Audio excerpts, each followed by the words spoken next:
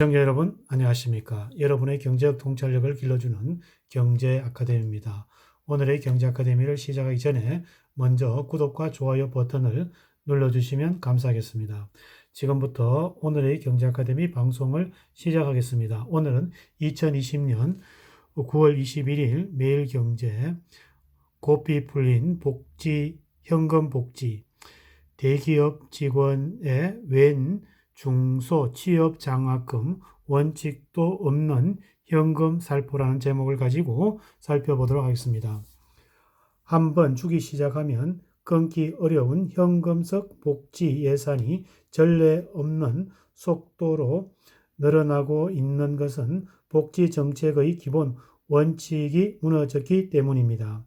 현금성 복지와 사회 복지 서비스의 균형, 보편 복지와 선별 복지의 조화, 민과 관의 역할 분담, 세대 계층 간의 공정한 부담이라는 원칙이 모두 흔들리고 있는 것입니다. 이러한 상황에서 정부 부처와 지방자치단체가 경쟁적으로 현금성 복지 정책을 남발하면서 이름만 바꾸는 중복 사업이 난무하고 취약계층만을 효과적으로 지원한다는 사업 취지마저 흐릿해지고 있습니다.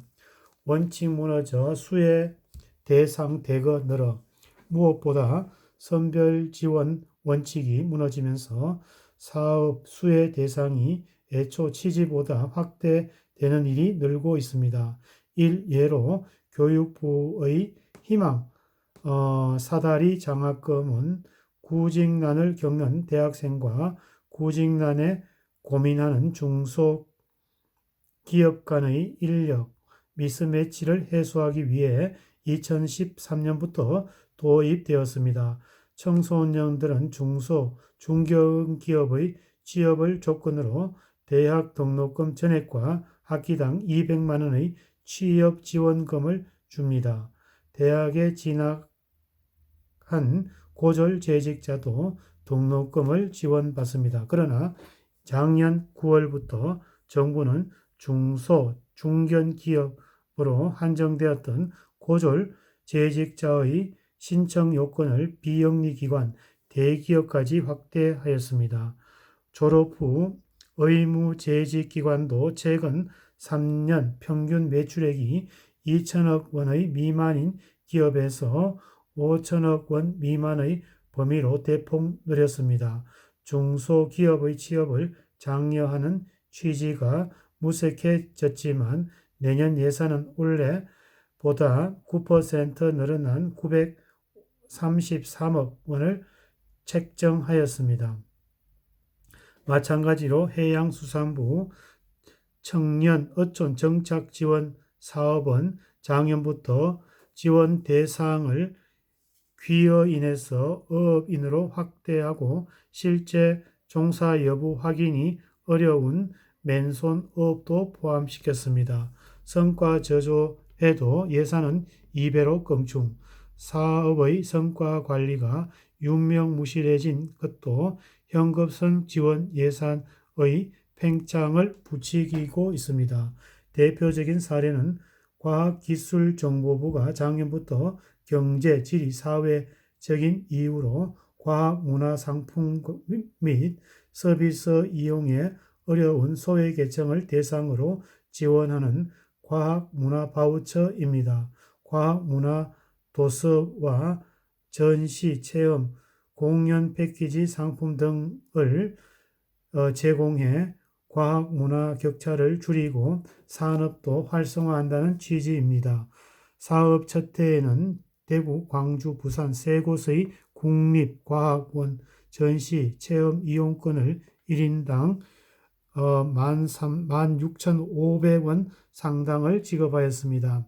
애초 정부는 지난해 2만 2천 명을 지급 대상으로 잡았는데 지난 9월까지 바우처 신청한 인원은 2,100명으로 목표 인원 대비 10% 수준에 그쳤습니다. 이에 따라 연말에 나머지 90%를 부랴부랴 지급해야 했습니다. 그럼에도 이 사업은 내년 예산 18억 원 올해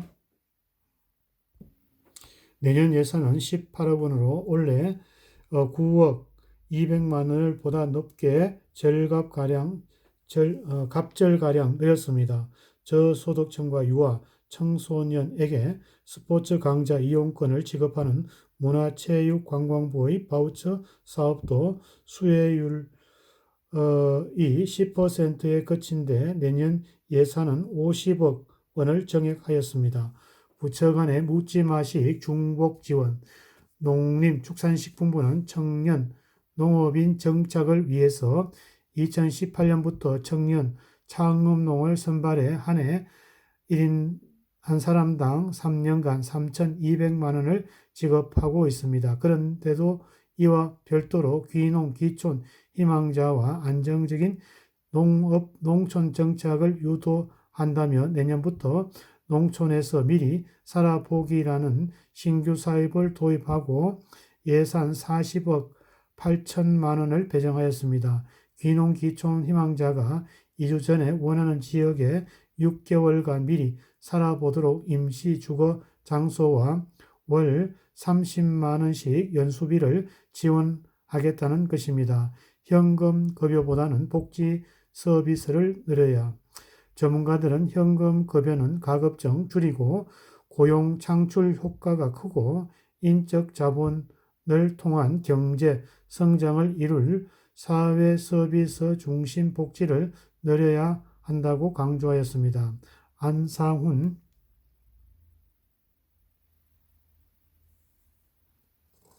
서울대 사회복지학 교수는 실제로 유럽에서 국내 총 생산 대비 복지 비율이 높은 경우 사회보험형 경제 성과가 떨어지지만 사회서비스 통합형은 현금을 지급하는 공공부조형보다는 경제적 효과가 높다고 설명했습니다. 안 교수는 사회서비스 복지가 적절한 현금 급여와 함께 제공되면 산업 구조 조정을 기대할 수 있다며 이 방식은 실업률을 줄일 뿐만 아니라 복지 국가를 지속할 수 있도록 해준다고 덧붙였습니다. 오늘은 대기업 직원에게 웬 중소취업 장학금, 원칙도 없는 현금 살포라는 제목을 가지고 살펴보았습니다.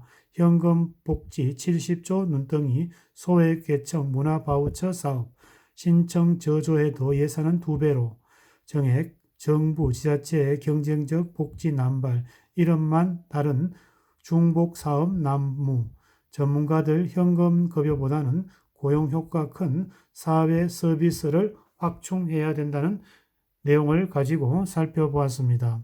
오늘의 정보가 여러분의 발전에 도움이 되기를 기원합니다. 우리 경제아카데미 TV는 당신의 성공과 행복을 응원합니다. 지금까지 시청해 주신 시청자 여러분 감사합니다.